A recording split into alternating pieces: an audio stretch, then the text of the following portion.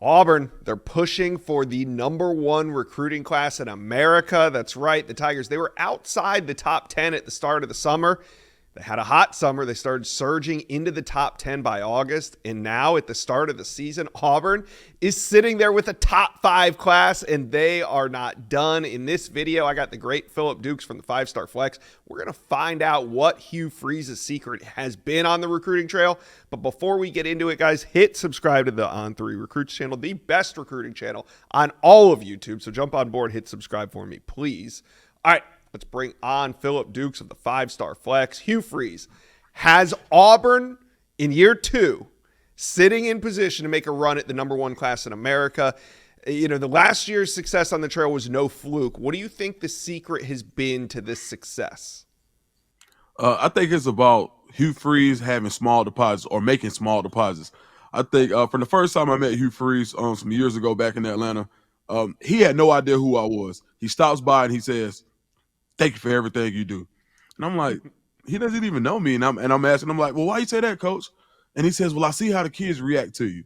That's a small deposit. Now imagine if he does that at every school where he sees kids that react to an adult a certain kind of way.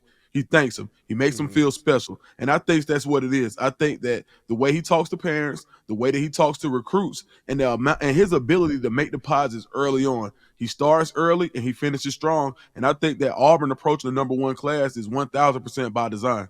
Yeah, I don't know him personally, but people like you, the recruits that I speak to, people say he's very genuine, and stories like the one that you just told kind of resonate throughout. And I guess, you know, that's what makes successful recruiters these days, is people that can be genuine and make connections like the ones you're talking about. And you know, at this point, Auburn is not done. We're talking recruits like Deuce Knight, Elijah Melendez, potential flip of a Naeem Offord. Usman Chroma is now trending towards the Tigers. So do you think that the Tigers really have a shot at finishing #1 in 2025?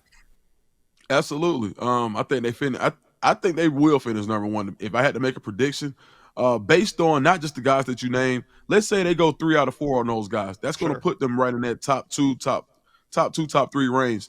But there are other 5 stars who are going to see what Auburn has going on that they'll go back and check on. If you think Auburn is done with Justice Terry, you're crazy. They are going to continue to recruit guys at a high level, guys that they've had contact with, that are going to be able to see the product that they're putting on the field. Last week we saw Auburn put up 70 or a huge amount. I forgot what the exact score was, but you saw how much Auburn scored last week.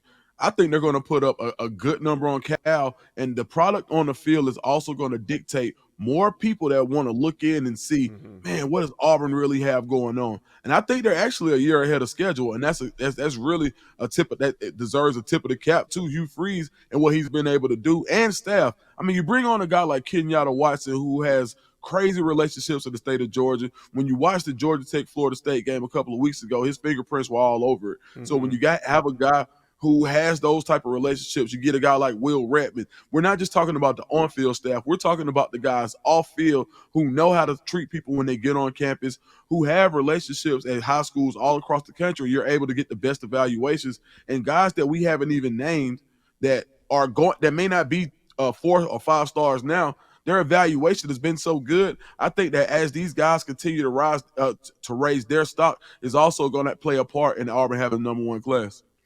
All right, Dukes, we know recruiting doesn't happen in a vacuum, and you kind of hit on it. What happens on the field also matters to recruiting. So Hugh Freeze can be as genuine and as kind as he wants, but if those games are not getting won, they're not going to recruit well. So we know if Auburn is trending toward a #1 class, what do they have to do on the field this season to prove to recruits like, hey, we're headed in the right direction?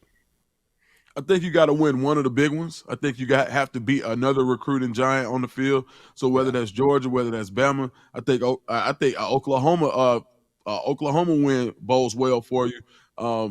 Kentucky, you're in a battle with Kentucky for Martell's Carter. Like, there are guys out here that are looking at other schools that when Auburn comes through there, and when Auburn beats them on the field, then it bodes well and provides proof of concept of what you can add to this program. Like as I said earlier, this program is a little ahead of schedule. I think if Auburn could get 8, 9 wins this year, then you kind of start Yeah. The seismic wave of what can happen going forward. And I think it's the same thing that we saw at Ole Miss. You saw the number one class come in, and you saw immediate victories come soon after. Last year, Auburn only won 6 games. I think people were expecting a little bit more. But when you look at where they came from as far as the depth of talent on that roster, it's a completely different roster now. Next year, you're able to fill some holes with some of these guys. Like, let's say you add a guy like Naeem Alford to, and he sees, okay, well, Auburn may not have the strongest secondary.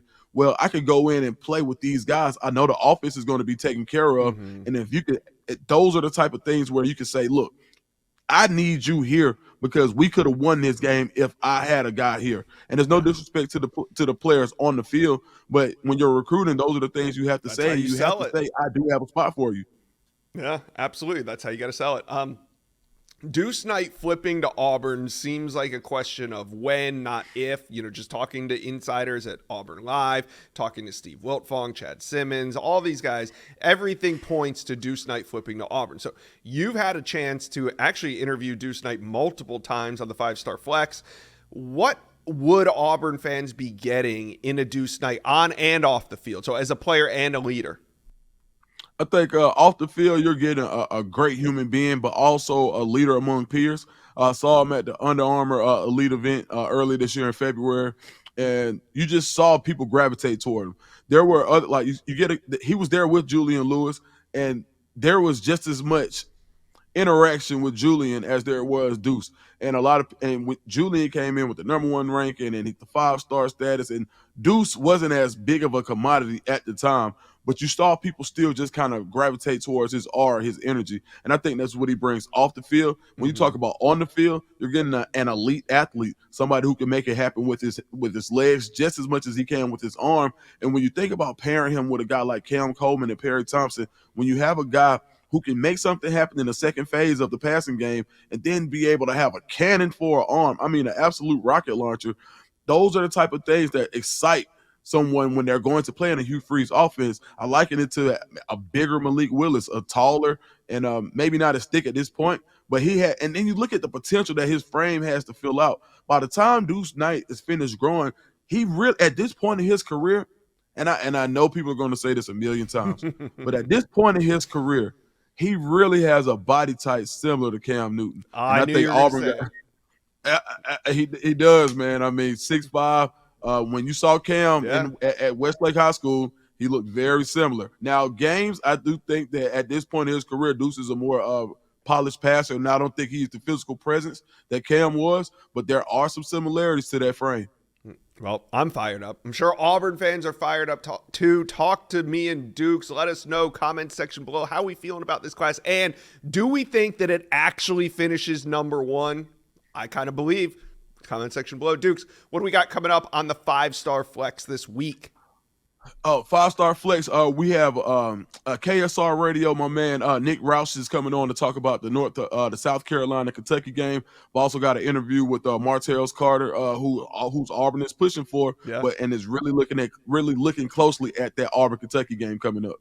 All right, lot of action on the channel. Make sure you guys are subscribed on 3 Recruits. Let's go. Well, you've made it to the end of today's video, but there's hundreds more videos on the On3 Recruits channel for you to check out. And also, while you're here, hit subscribe.